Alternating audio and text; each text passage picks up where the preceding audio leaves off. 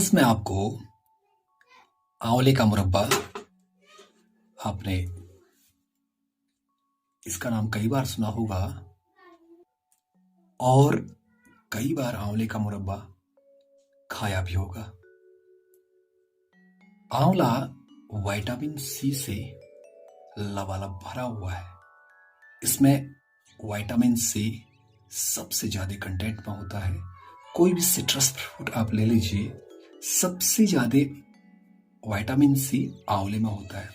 और इस आंवले की खासियत ये भी है, इसका जो विटामिन सी होता है ये बॉईल करने पर, सुखाने पर बिल्कुल भी नष्ट नहीं होता है, ये खत्म नहीं होता है।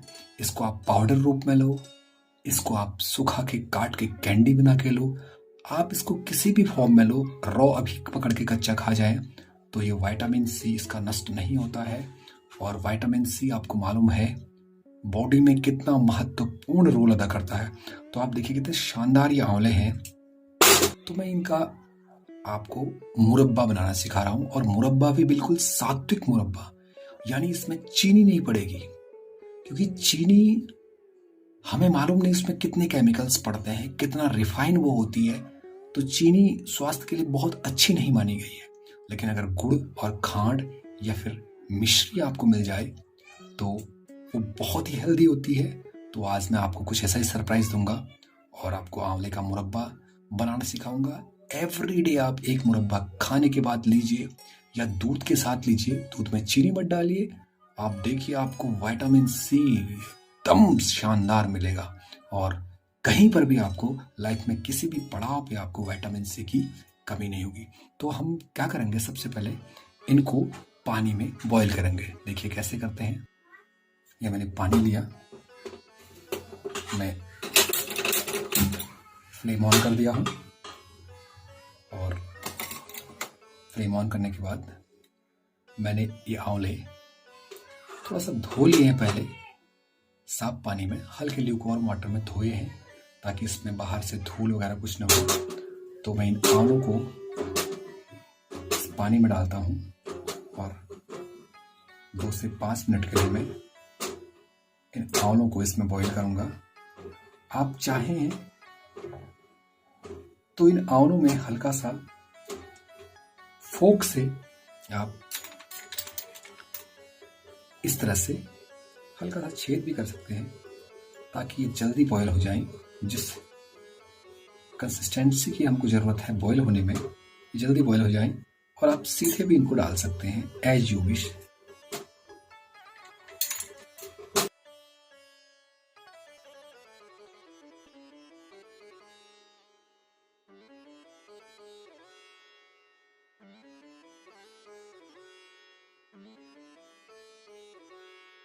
जो इसका पानी आएगा उसमें भी कुछ विटामिन सी आएगा, डेफिनेटली आएगा।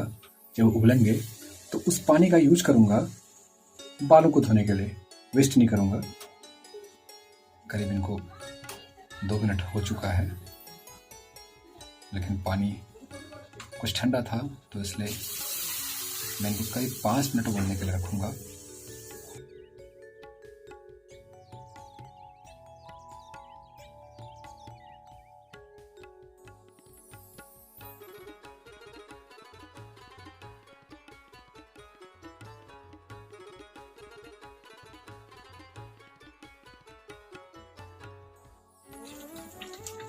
ये देखिए फोक अच्छी तरह से घुस रहा है इजली, तो ये पक गया है। तो अब मैं इनको गैस को बंद कर दूंगा।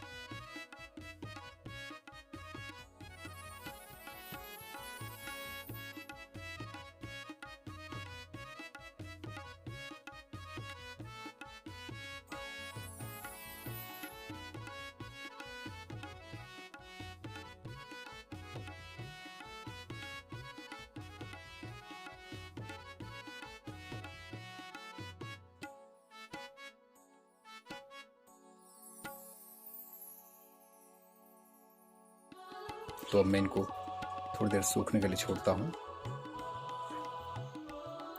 अच्छी तरह से सूख चुके मेरे आंवलों को अब मैं किचन में लेके आ गया हूँ। देखिए, अब मैं इन आंवलों का मुरब्बा बनाऊंगा। देखिए कितने प्यारे ये लग रहे हैं, मॉइस्चर इनका सारा निकल चुका है।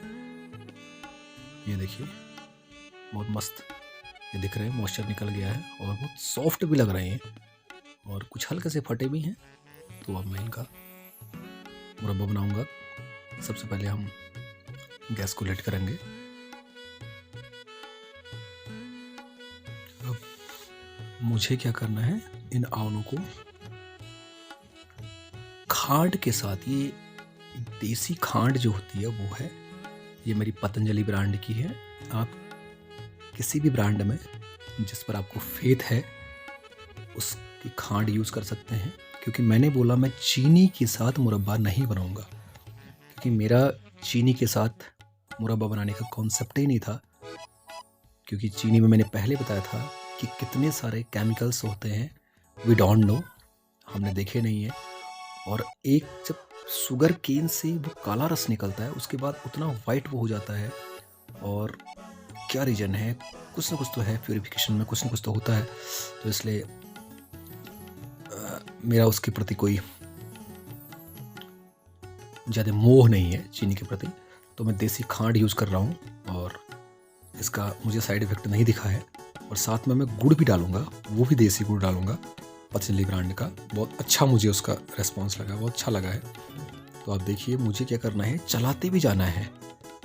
अगर मैं आंवलों के साथ खांड को मिक्स करके या गुड़ को मिक्स करके नहीं चलाऊंगा तो मेरे ये जो मुरब्बे का कॉन्सेप्ट है एकदम फेल हो जाएगा। अब क्या होगा, देखिए थोड़ा खांड बढ़ाते जाऊंगा, जो इनसे विटामिन सी निकल के बाहर आएगा, वो विटामिन सी इस खांड को जमने नहीं देगा, क्योंकि एक तरफ से तो हीट हो रहा है।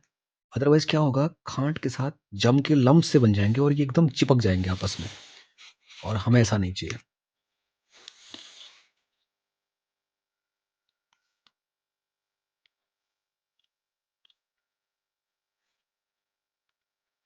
देख सकते हैं मैं अकॉर्डिंग एज अपने आंवलों की मात्रा की, लगभग 1 किलो आंवले हैं तो करीब आधा पौन किलो मैं खांड का प्रयोग करूंगा। और इतने में मेरा एक्सपीरियंस है डूब जाते हैं। कई लोग बराबर मात्रा को रिकमेंड करते हैं, पर जितने में आपको लगे कि मेरे मुरब्बे के जो आंवले हैं वो डूब जाए तो उतना इनफ है।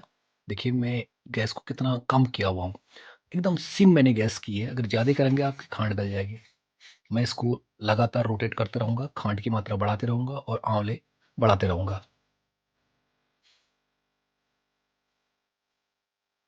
देखिए चलाते रहना है, चाहे आपके हाथ थकें या कुछ भी हो गए, आपको चलाते ही रहना है, अदरवाइज ये जम जाएगा। और अगर आपके पास बड़ी सी लोहे की कढ़ाई है तो मैं रिकमेंड करूँगा लोहे की कढ़ाई में आप ये काम करिए। लेकिन ध्यान रहे जैसे ही मुरब्बा बनेगा उसको तुरंत किसी स्टील के या फिर कांच के बर्तन में आप उड़ेल के डाल दें, अदरवाइज लोहे में रस्टिंग होगी, जंग लगेगा तो उसका फ्लेवर बदल जाएगा। तो मैंने पहले कर रखा है, लोहे की कढ़ाई में बनाया हुआ है, लेकिन आप लोगों के लिए मैं स्टील के पॉट में बना रहा हूँ, ताकि कई लोगों को लोहे की कढ़ाई में बनाना अच्छा नहीं लगता है, वो दिखने का अच्छा नहीं दिखता है कि काला सा दिखे और इम्प्रेशन बिगड़ जाए। तो मैं इसलिए इसको स्टील के कंटेनर बना रहा हूँ। एल्यूमिनियम के कंटेनर में बिल्कुल न बनाएं, एल्यूमिनियम और तांबे के कंटेनर में आप बिल्कुल भी न बनाएं। अब देखिए मैं चलाते ही रह रहा हूँ, मेरे को करीब 5 मिनट हो गए चलाते चलाते, मैंने कुछ वीडियो स्किप भी की है। आप देख सकते हैं मैं इसको लगातार चलाने में हूँ।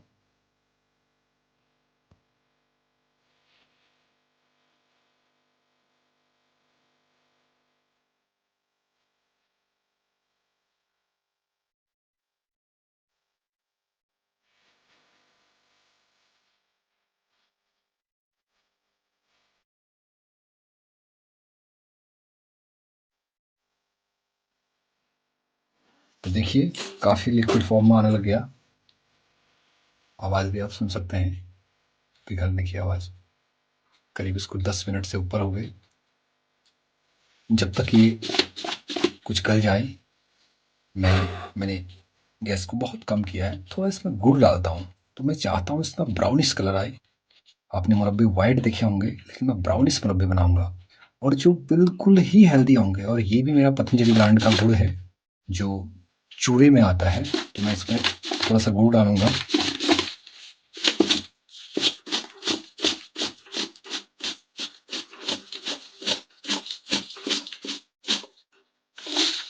मैंने इसमें 100 ग्राम के आसपास गुड़ भी डाल दिया। मैं इसको भी चलाते रहूँगा ताकि गुड़ भी मेरा पिघल जाए। अब इसका कलर कुछ ब्राउनिश आएगा। देखिए, मेरा खांड पिघलने लग गया है, काफ़ी अच्छा इसमें लिक्विड बन गया है। ये देख सकते हैं आप, ये लिक्विड फॉर्म में आप खांड आने लग गई है।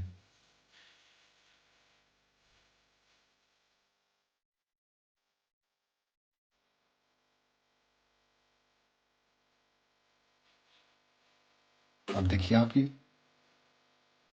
गुड़ किस प्रकार से पिघलने लगा है, आप देख सकते हैं। और आप इस प्रकार के मुरब्बे का टेस्ट घर में ही ले सकते हैं, क्योंकि मार्केट में आपका आंवले का मुरब्बा बिल्कुल वाइट होता है। अगर ब्राउन बन जाए या कोई गुड़ डाले तो आप लेने से इनकार कर देंगे कि इतना काला आंवले का मुरब्बा हो कैसे सकता है। पर जो घर में बनाएंगे वो एकदम ब्राउन, और हो सकता है ब्लैकिश हो, कि जो ओरिजिनल गुड़ होता है, जो केमिकल फ्री गुड़ होता है, उसका कलर ब्लैक होता है, बिल्कुल कलेजी कलर में गुड़ होता है। मैं इसमें जो मेरे रिमेनिंग आंवले थे उनको भी डाल देता हूँ।